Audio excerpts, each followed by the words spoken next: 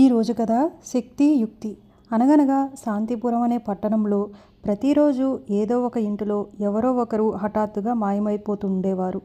ఇందుకు కారణం ఏమిటా అని ఎంత ఆలోచించినా ఎవరికీ అంతు చిక్కలేదు.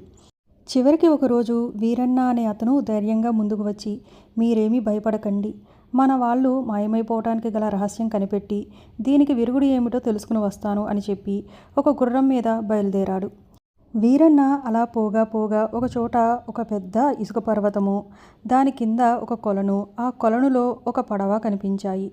చాలా దూరం తిరిగి అలసి ఉండటాన వీరన్న కొంచెం దాహం పుచ్చుకుని బడలిక తీర్చుకుందామని ఆ కొలను వద్దకు వెళ్ళేసరికి ఆ కొలను నిండా ముచ్చటైన తాబేళ్లు కనిపించాయి.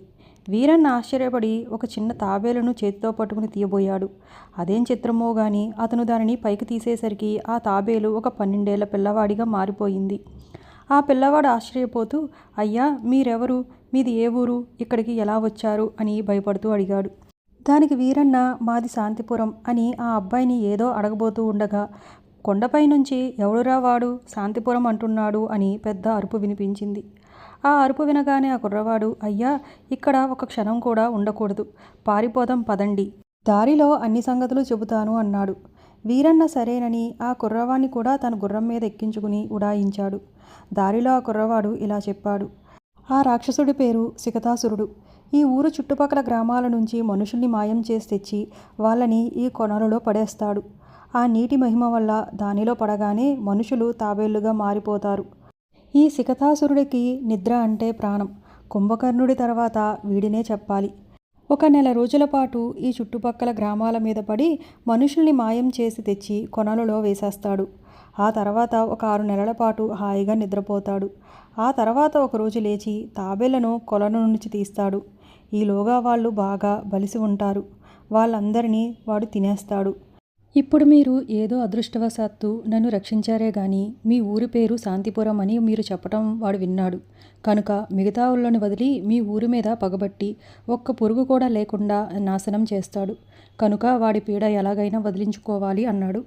సరే, ఇంతకు మీ ఊరేదో చెప్పేవు కాదే అని వీరన్న అడిగేసరికి శాంతిపురం పక్కన ఉండే సరుగుపల్లె తన గ్రామం అని చెప్పాడు ఆ కుర్రవాడు. వీరన్న ఆ కుర్రవాణిని సరుగుపల్లిలో అతని తల్లిదండ్రులకు అప్పగించి తిరిగి తన ఊరికి వచ్చి జరిగిన సంగతంతా ఊరి ప్రజలకు చెప్పేసరికి వాళ్ళు మరింత హడలిపోయారు. మరోవైపు సికతాసురుడు సందుడు ఇసుక మూటగట్టుకుని శాంతిపురం ఎక్కడా, శాంతిపురం ఎక్కడా అని గర్జించుకుంటూ బయలుదేరాడు. కొంత దూరం వచ్చేసరికి వీపున పెద్ద మూట వేసుకుని మల్లన్న కనిపించాడు. అతనిని చూడగానే శాంతిపురం ఎక్కడా అని అడిగాడు సికతాసురుడు.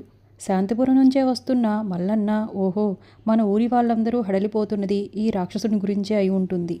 దారి చెప్పానంటే పోయి పట్టణమంతా నేలమట్టం చేస్తాడు. ఏం చెప్పటమా అని ఒక క్షణం ఆలోచించి తన వీపు మీద ఉండే మూట దబీమని కింద పడేసి మరమ్మత్తు కోసం పోగు చేసి తెచ్చిన ఈ చింకిజోళ్ళని రాక్షసుని ఎదుట గుట్టగా పోశాడు. ఓయ్ పెద్ద మనిషి, నేనిప్పుడు శాంతిపురం నుంచే వస్తున్నాను. ఆ ఊరు నుంచి బయలుదేరినది మొదలు ఇప్పటి వరకు ఈ చెప్పుల జతలన్నీ అరిగిపోయాయి. దీన్ని బట్టి ఎంత దూరం ఉంటుందో నీవే ఆలోచించుకో. నీకు అంతగా కావాలంటే పని పూర్తి చేసుకుని మళ్ళీ వచ్చేటప్పుడు నేను తీసుకువెళ్ళి నిన్ను శాంతిపురంలో దిగబెడతాను అన్నాడు మల్లన్న. సరే, నేనిక్కడే ఉంటాను, నీవు పోయి వెంటనే రా అన్నాడు రాక్షసుడు. మల్లన్న వెంటనే శాంతిపురం చేరుకుని జరిగిన సంగతంతా అక్కడి వాళ్ళకు చెప్పాడు. అది విన్న వీరన్నకి ఒక చక్కటి ఆలోచన తట్టింది. వెంటనే ఊరి ప్రజలని కొంతమందిని పలుగులతో పారలతో వెంట తీసుకుని రాక్షసుడి కంటపడకుండా ఒక అడ్డదారిలో వెళ్ళి ఒకచోట పెద్ద కందకం తవ్వించాడు. దానిపైన చెట్ల కొమ్మలు అవి పేర్చి పైన ఆకులు కప్పి అక్కడ కందకం ఉన్నట్లు తెలియకుండా ఉండేలా ఏర్పాటు చేశాడు. ఆ తర్వాత వీరన్న మల్లన్న చెవిలో ఏదో రహస్యం చెప్పి పంపాడు. తాను గ్రామ ప్రజలు ఒక చోట దాక్కుని ఉన్నారు. మరికొంతసేపటికి మల్లన్న రాక్షసుడిని కలుసుకుని ఇక బయలుదేరు, శాంతిపురం పోదాం అన్నాడు. సరేనని ముందు మల్లన్న, అతని వెనుక రాక్షసుడు నడుస్తూ ఉన్నారు. మల్లన్నతో పాటు వేగంగా నడవలేక రాక్షసుడు కొంత వెనకబడ్డాడు. మల్లన్న త్వరగా పోయి కందకానికి అవతల పక్కగా నిలబడి, ఏమోయ్, ఇలాగైతే మనం 10 ఏళ్ళు నడిచినా శాంతిపురం చేరుకోలేము, కాస్త త్వరగా అడుగులు వెయ్యి అని కేక వేశాడు. ఈ కేక విన్న రాక్షసుడు ఆత్రం కొద్దీ పరిగెత్తుకుంటూ వచ్చి అక్కడ కందకం ఉన్న సంగతి తెలియక ఆ ఆకుల మీద కాలు వేయటంతోటే ఒక్కసారిగా కందకంలో పడిపోయాడు. వెంటనే ఆ చుట్టుపక్కల దాగి ఉన్న వీరన్న ఆ గ్రామ ప్రజలతో సహా వచ్చి ఆ కందకం పూడ్చేశాడు. అంతటితో రాక్షసుడి పీడ వదిలించుకుని తర్వాత వాళ్ళు కొలను వద్దకు వచ్చారు. దానిలో ఉన్న తాబేళ్లన్నింటినీ బయటకు తీసేసరికి వాళ్ళంతా తిరిగి మనుషులుగా మారారు. వాళ్ళను కూడా వెంటబెట్టుకుని వీరన్న శాంతిపురం తిరిగి వచ్చాడు. ఇంత యుక్తి చేసి ఆ గ్రామాన్ని రాక్షసుడి బారి నుంచి రక్షించిన వీరన్నని, అతనికి సహాయపడిన మల్లన్నని గ్రామ ప్రజలు ఎంతగానో మెచ్చుకుని వాళ్ళ ఇద్దరి పేర్లు చిరస్థాయిగా ఉండేటట్లు శాంతిపురం అని పిలువబడే ఆ ఊరి పేరు ఆ రోజు నుంచి వీరమల్లాపురం అని మార్చారు.